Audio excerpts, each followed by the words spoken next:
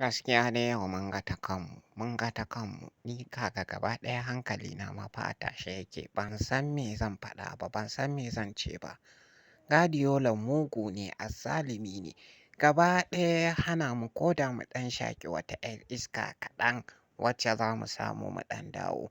Mun ma yi ƙoƙari da muka sa musu ƙwallo ɗaya, amma yaran kamar sheɗanu haka suke.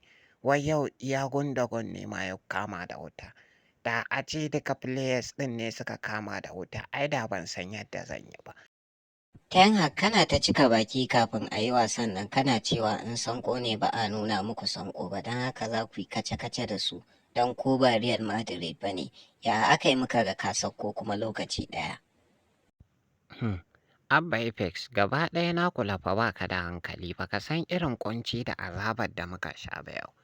Dama shi yasa Hausawa suke cewa idan ka ga biri yana shewa a hannun malam yake, amma idan ya shiga hannun maguzawa sai dai kuka. To wallahi dai Guardiola ba maguje ne da muka shiga hannunsa yau ba mu ji da daɗi ba. Kai jama'a.